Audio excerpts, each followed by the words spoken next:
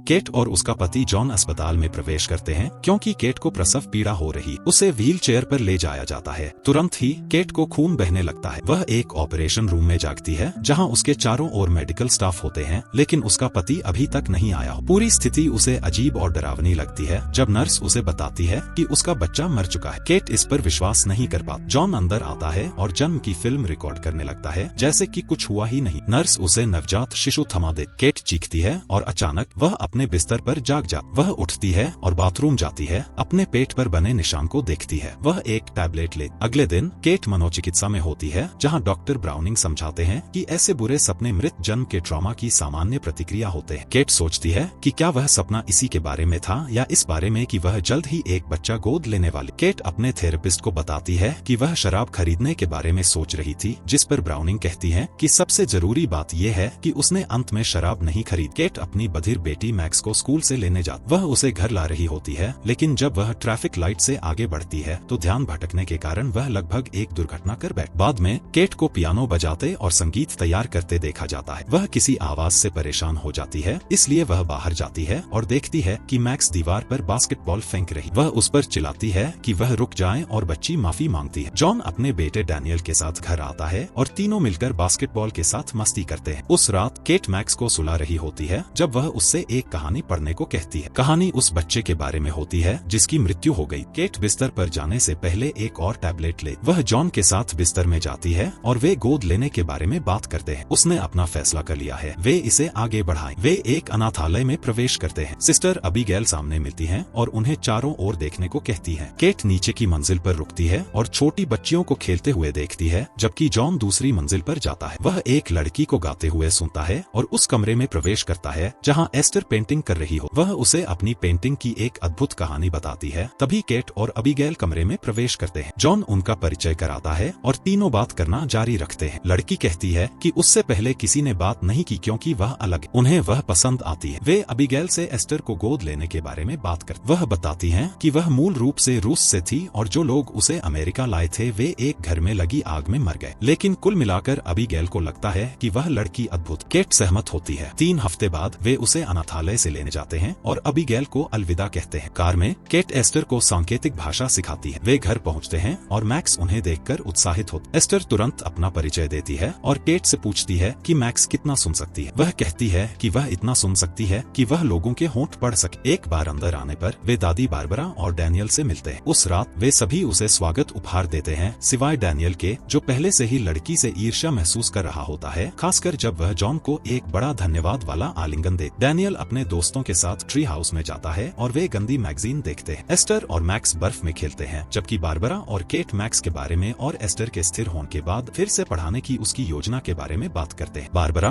Cat से निराश लगती है। उस रात एक तूफान आने वाला होता है जब केट सोने के लिए तैयार होती। एस्टर जागती है और मैक्स के कमरे में जाती। जॉन और केट यौन संबंध बना रहे होते हैं जब दरवाजा खटखटाया जाता है और दोनों लड़कियां उनके बिस्तर में सोने की इच्छा जताती हैं। एस्टर जॉन के पास सोना चाहती है। अगली सुबह वे सभी स्कूल जाने के लिए तैयार होते हैं जब एस्टर एक भव्य पोशाक पहनकर सीढ़ियों से नीचे आती है, जिससे अन्य बच्चे हंसने लगते हैं। केट यह सुनिश्चित करना चाहती है कि क्या एस्टर सच में इसे पहनकर स्कूल जाना चाहती है और लड़की कहती है कि अलग होना गलत नहीं है। केट उसे पोशाक पहनने देती है। बाद में उसे कक्षा में उसके शिक्षक द्वारा स्वागत किया जाता है जब एक बच्चा उसका मजाक उड़ाता है। एक दिन मैक्स और एस्टर जमी हुई झील पर खेलते हैं जब केट बाहर आती है और चिल्लाती है कि ऐसा करना मना। उसी समय डैनियल पेंटबॉल गन से खेलता है और एक पक्षी को मार देता है। एस्टर और मैक्स उसके पास जाते हैं और वह बहुत परेशान होता है, लेकिन एस्टर उसे एक बड़ा पत्थर देती है और कहती है कि उसे और पीड़ा से मुक्ति दे। वह ऐसा नहीं करना चाहता तो वह खुद कर देती। बाद में एस्टर नहाने जाती। केट उसके कमरे में कपड़े रखने जाती है, लेकिन एक पुरानी बाइबल दराज में फंसी हुई पाती है। वह यह नहीं सुन पाती कि एस्टर बाथरूम से उसे देख रही। वह बाइबल को देखती है और उसमें एक आदमी की तस्वीर पाती है। स्कूल में डैनियल के दोस्त एस्टर का मजाक उड़ाते हैं, इसलिए वह उसकी किताबें गिरा देता है। जब वह उन्हें उठाने जाती है तो उसकी कक्षा की एक लड़की उसकी बाइबल पाती है और वे उसे छीनने की कोशिश करती है और वह जमीन पर गिर जाती है। एस्टर उसे उठाती है, लेकिन लड़की उसके चोकर को पकड़ती है और उसे डॉगी कहती है। एस्टर चिल्लाती है। बाद में केट उसे पियानो बजाना सिखा रही होती है। फिर वह उससे स्कूल की घटना के बारे में पूछती है, लेकिन वह इस पर बात नहीं करना चाहती। केट उसे एक स्क्रैप बुक देती है जो उसने पहले से ही उसके लिए शुरू कर दी थी। जब एस्टर उससे उस बच्चे के बारे में पूछती है जिसे उसने खो दिया था, केट उसे बताती है रात के खाने जाने के बाद यह सोचकर कि बच्चे सो रहे हैं, केट और जॉन रसोई में संबंध बनाते हैं। एस्टर अचानक दिखाई देती है। अगली सुबह केट उससे इसके बारे में बात करने जाती है। एस्टर बिना किसी प्रतिक्रिया के पेंटिंग करती है, कहती है कि वह इसके बारे में जानती है और एफ शब्द का उपयोग करती है। केट और जॉन इसके बारे में बाद में बात करते हैं। जॉन सोचता है